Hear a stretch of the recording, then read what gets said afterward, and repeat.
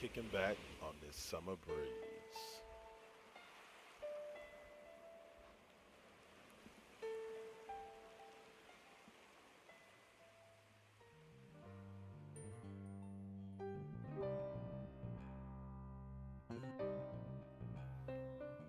Hey guys, and welcome to this week's edition of Double K's This Week in Basketball. As you can see, got some new logos and all that good stuff right there. And we're going to go on ahead and start out talking this week about the Western Conference. The Warriors have won 3 straight. They're doing pretty good. They took a hard loss to Memphis, I believe, earlier this week for their 6th loss of the season. 18 home wins, 16 road wins, 7 in the division, 22 in conference. And for a team that's still in basically the experimental stage, these cats are out there balling out of control. Best record in the NBA by about 3 games, by about 5 games over the Cavs, who we'll get to a little bit later when we go over the Eastern Conference. 3 games, 2.5 games above the Spurs, who sit at 31-8 with 14 home wins, 17 road wins, 6 division wins, and 18 conference wins. They've won 1. They've been kind of up and down as of recently, but the Spurs are a true threat to the Warriors. You can tell from my Twitter poll over there at Double KK Double, my Twitter account right there. You can go over there and find a Twitter poll that asks who the biggest threat to the Warriors is this season, and Spurs by far got the most votes so far, and I believe that they are a true threat. Another team that's kind of a sneaker threat is the Houston Rockets. The Rockets are a team that are led by James Harden, a guy who's close to averaging a triple-double, kind of like Russell Westbrook is averaging a triple-double a game. And we could see 2 dudes that average a triple-double this season. It would be rather interesting. But that move over to the point guard position in Mike D'Antoni's system has really benefited James Harden's career. And I think that it will cause him to be worth even more money than he already is. A little bit later on when his contract is up. So Warriors, Rockets, Spurs, those are your 3 leaders, not in that particular order, but the Western Conference looks stacked. 3 30-win teams already compared to the East, who does not have even one 30-win team, not even the Cavs. So, all right, y'all, that's been it for the Western Conference. Now I'm going to move on over to the Eastern Conference. All right, the Eastern Conference is led by Mr. LeBron James and the Cleveland Cavaliers. The Cavs sit atop the East with a 28-10 record. They're losers of 2 straight, 18 home wins, 10 road wins, which is where they've struggled, 3-5 within their own division, and 20-6 within the conference. So I can tell you this much. The Cavs are a solid team, and they will most likely end up reaching the NBA Finals. But they continue to play like this, they're going to find it a tough time to even beat the Warriors. They play again this upcoming Monday on Martin Luther King Day, and we'll see how things play out in Oracle. If they end up losing in Oracle and losing big like they did last year, people can say it doesn't matter, but this Cavs team does not look anything like that Cavs team that played last year. They don't look nearly as cohesive. They don't look nearly as solid. So, it could spell trouble for the Cavs if that is to work out like that.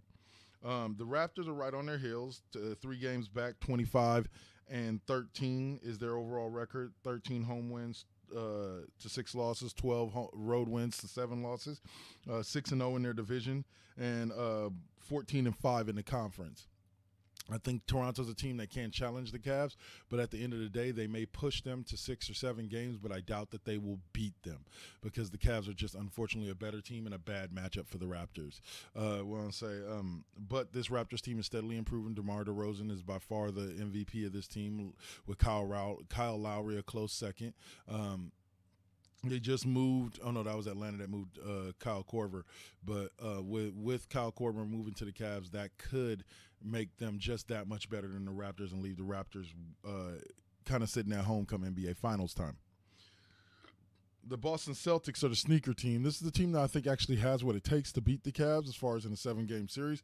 I just think that this team needs to come together, which it is throughout the season, but that's weird to say considering they're 24-15, 4.5 games back of the Cavs, 12 home wins to 6 losses, 12 away wins to 9 losses, 6-2 in the division, and 17-7 overall. Both of they're winners of their most recent game. But I don't necessarily know if they're going to finish high enough of a seed to be able to wait until the conference championships to face the Cavs. But we will see. I like the Celtics as a sneaker team to upset the Cavs, but we'll have to wait till playoff time. But right now, they're sitting in third place in the East and looking pretty good. Next up is our division, next up I'm going to talk about our league leaders and the top stories this week in pro basketball. All right, guys, and finally, those league leaders in the NBA pretty much are unchanged with an exception for one difference.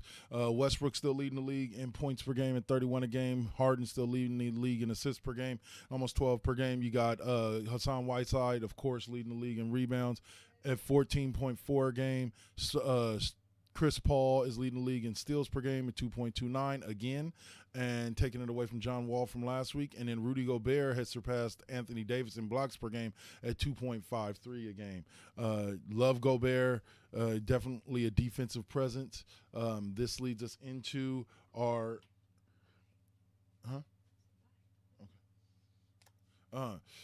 you got your phone with you? Okay.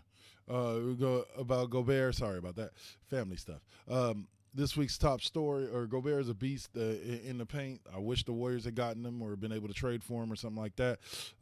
Young cat, definitely going to be somebody that will lead this league, kind of like Hassan Whiteside, for years to come.